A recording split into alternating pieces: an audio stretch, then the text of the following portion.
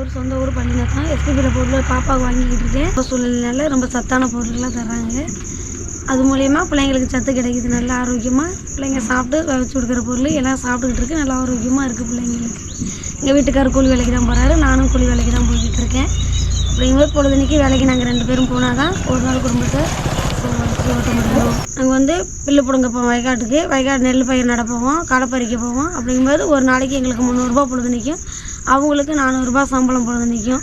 அப்படிங்கும்பொழுது நம்ம அதை வச்சு தான் குடும்பத்தை வச்சு பார்த்துக்கிட்டு நாங்கள் 3 குழந்தைங்கள வளர்த்துக்கிட்டு இருக்கோம். 3 பெண் குழந்தையும் வளர்த்துக்கிட்டு இருக்கிறோம். அப்படிங்கும்போது கொஞ்சம் சிக்கனமாக நம்ம பாட்டில் நம்ம குழந்தைய பார்த்து நம்ம வீட்டுக்கு வேலையை பார்த்துக்கிட்டு நம்ம பாட்டில் குடும்பம் அப்படின்னு குழந்தைங்களுக்கு ஊட்டச்சத்தான பொருட்கள் வாங்கி கொடுத்துக்கிட்டு நாங்கள் பார்த்துக்கிட்டு வளர்த்துக்கிட்டு இருக்கோம்.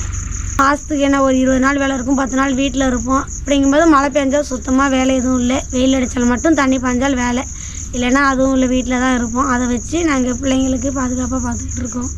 அந்த 700 ரூபா எங்களுக்கு 300 ரூபா, அவங்களுக்கு 700 ரூபா சம்பளத்தை வச்சு கொஞ்சம் ஏதோ வீட்டுக்கு கச்சிதமாக பொருளை வாங்கி சமாளிச்சுக்கிட்டு வரோம். அதிகமாகவும் வாங்க முடியாது, இல்லைங்கவும் முடியாது. அதனால் கச்சிதமாக அதுக்கு தகுந்த பொருளை வாங்கி வச்சுக்கிட்டு நாங்கள் சமைச்சு சாப்பிட்டுக்கிட்டு இருக்கோம். பிள்ளைங்க பார்த்துக்கிட்டு 5 பேர் இருக்கோம் வீட்டில். மாதத்தில் எப்படியே 2000 ரூபாய்க்கு பக்கம் செலவாகும். ஏன்னா பிள்ளைங்களுக்கு தீனி ஆஸ்பத்திரி செலவு எல்லாம் அது இதுன்னு வாங்க பிடிக்க எல்லாம் 2000 ரூபா வந்துடும். வீட்டு செலவு பார்த்துக்கிட்டு மீதி இருக்கிறத வச்சு பார்த்துக்கிட்டு இருக்கோம். ரொம்ப கஷ்டமாக தான் இருக்குது. இருந்தாலும் அதை வச்சு தான் நாங்கள் வருமானத்தை ஓட்டிக்கிட்டு இருக்கோம் பிள்ளைங்களை பார்த்துக்கிட்டு. அவர் வேலைக்கு போய்ட்டு நைட்டு 7 மணிக்கு வருவார். நான் வேலைக்கு போய்ட்டு சாயந்தரம் 6 மணி 6:15 வீட்டுக்கு வர்றதுக்கு. பிள்ளைங்க மூணுமே கவர்மெண்ட் ஸ்கூலில் தான் படிக்க வச்சுக்கிட்டு இருக்கோம். அப்படிங்கும்போது கொஞ்சம் கவர்மெண்ட் ஸ்கூல்னால கொஞ்சம் எங்களுக்கு உதவியாக இருக்குது. மற்ற ஸ்கூலில் இருந்தால் எங்களால் ஒன்றும் பண்ண முடியாது. அதனால் கவர்மெண்ட் ஸ்கூல்லேயே படிக்க வச்சுக்கிட்டு இருக்கோம். அப்புறம் வீட்டுக்கு போகாமல் ஸ்நாக்ஸ் பிள்ளைங்க கேட்கும்போது சுண்டல் வேக வச்சு கொடுப்போம், பயிர் வேக வச்சு கொடுப்போம். அப்படிங்கும்போது அந்த பட்டாணியெல்லாம் எண்ணெயில் போட்டு அப்படியே பறித்து மிளகாத்தூள் உப்பு எல்லாம் போட்டு பிள்ளைங்களுக்கு கொடுப்போம். சாப்பிட்டுக்கோங்க. நல்லா எல்லா பொருளுமே பயிர் வகை எல்லாமே சமைச்சு கொடுக்கும்போது எல்லாம் நல்லா நீட்டாக சாப்பிட்டுக்குவாங்க எல்லாம். அதனால எங்களுக்கு அதிகம் கடையில் திங்ஸ் வாங்க செலவு இல்லை. இதை கொடுத்துக்கிட்டு இருக்கோம். எப்போயாவது ஒரு டைம் கடை தீனி வாங்கி கொடுப்போம், மற்ற டைம் எல்லாம் இதையே கொடுத்து பார்த்துக்கிட்டு இருக்கோம். அதனால் பிள்ளைங்களுக்கு ஆரோக்கியமாக இருக்குதுயா. ஒரு ஆடு 3 குட்டி இருக்குது, ஒரு கண்ணுக்குட்டி 1 இருக்குது, அவ்வளோதான். மற்றதெல்லாம் எதுவும் இல்லை. வீடு ஆஸ்பரசிட்டி தான், ஒரே வீடு தான். மற்றபடி எதுவும் காலி எதுவுமே இல்லை. கச்சிதமாக சின்ன வீடு தான்.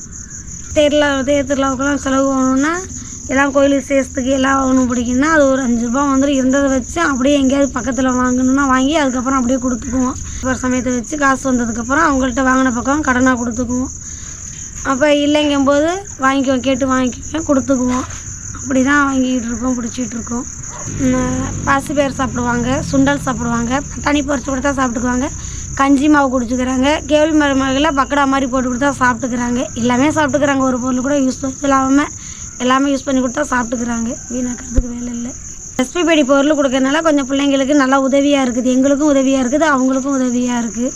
அப்படிங்கும்போது நாங்கள் அதை தான் விரும்பி சாப்பிடுது பிள்ளைங்க. அதை வாங்கி கொடுத்துக்கிட்டு இருக்கோம். இப்போதைக்கு திங்ஸ் வாங்கி கொடுக்கறனால ஒரு 300-400 ரூபா செலவு மிச்சம். அந்த இதில் வாங்கி கொடுக்கறனால பிள்ளைங்களுக்கு கடை தீனி வாங்கி கொடுக்கறனால கொஞ்சம் செலவு மிச்சமாகுது. இல்லைன்னா அதுலேயே அதிகமாக செலவாகும். எஸ்பிபிடிக்கு தேங்க்ஸ்.